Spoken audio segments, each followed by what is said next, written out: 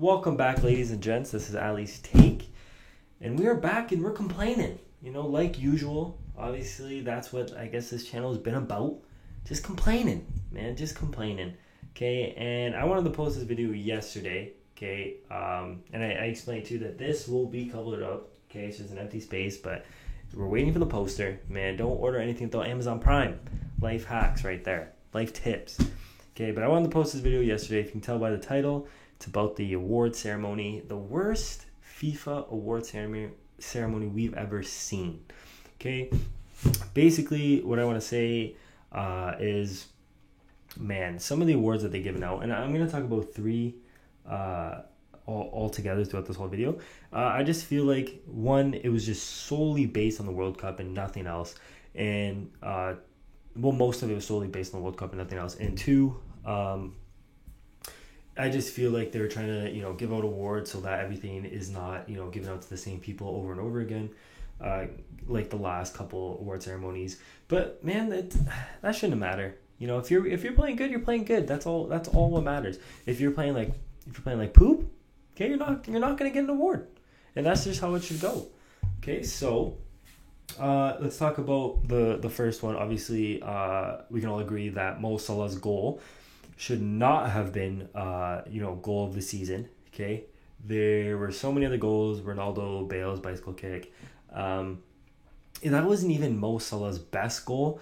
I just want to say that his goal against Spurs was so much better than that goal. Okay, this dude was actually taking on like 3-4 defenders who are actually good compared to Everton's defenders who are not world class or the best in the league, like Spurs defenders, Vertonghen, Sanchez getting up there, Danny Rose, people like that. So obviously that pissed a lot of people off, and that pissed me off especially. Okay, and let's talk about the World 11 too. Okay, one, we can all agree that Danny Alves shouldn't have been on there. Like people like Alexander Arnold could have been on there. Okay, Kyle Walker couldn't even been on there, and I don't even think Kyle Walker's that good, but he was so much better than Danny Alves last season. Okay, people like that could have just been on there instead of Danny Alves. Okay, obviously Danny Carvajal could have been on it. It could have been a full Madrid backline because they're just absolutely amazing. I would take Carvajal over Varane on that, and then and I would be okay with that if we took out Varane and put somebody else in, and then put Danny Carvajal on right back, because he's spectacular. Okay, and then if we talk about Eden Hazard, one thing I like, Eden Hazard, if you want to look at Eden Hazard at center mid, that is like, obviously he's been top 3 players in the league, but Kevin De Bruyne should have been way higher on that list. Did better in the Champions League, did better in the league.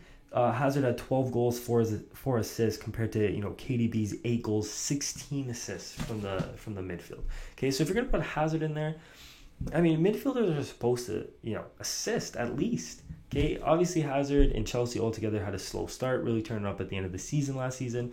So putting Hazard in there, I just feel like I said before, man, they're just trying not to give the same awards to all the people, and not clog, keep it all clogged up with just certain athletes, but Hazard in there, as much as I praise him, just does not deserve to be in there at all. Players like Kevin De Bruyne, even Toni Kroos had better seasons than him, could have been in there. And then and people are thinking I'm going to go at Lionel Messi. Absolutely not. He should definitely be on there. Second best player in the world, arguably second best player of all time. But if you want to, Mbappe should not be on there. Okay, obviously Mbappe had a super nice World Cup.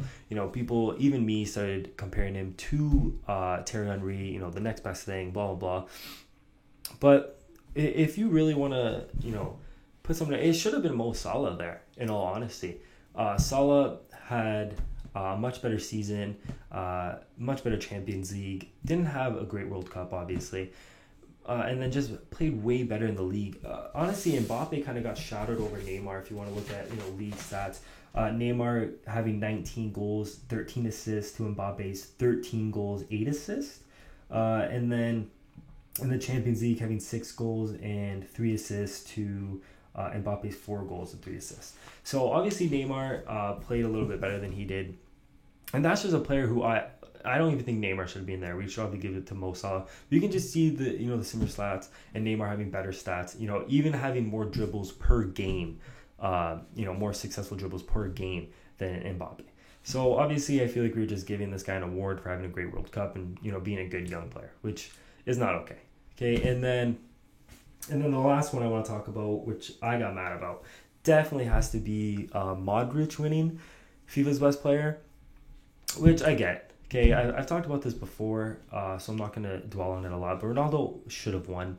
Ronaldo had a better season than absolutely anybody.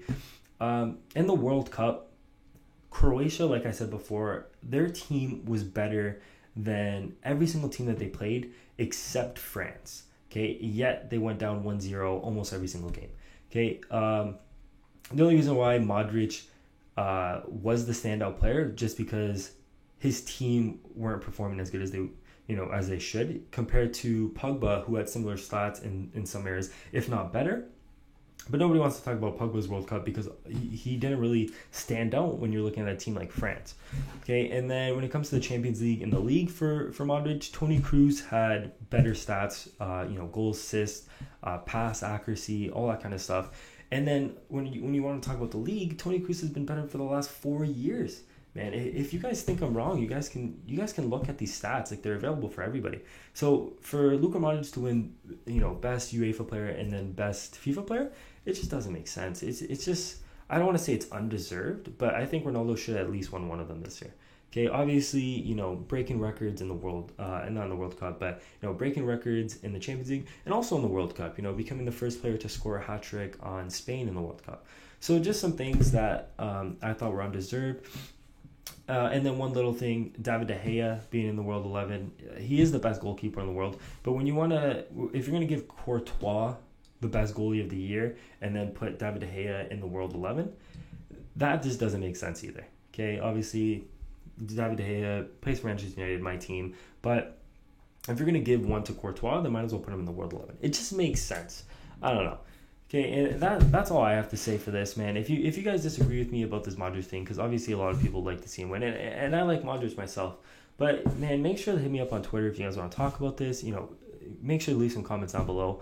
And if you like the content that we're putting out, and if you do actually agree with me, make sure to hit that like button, and then just give me a subscribe as well.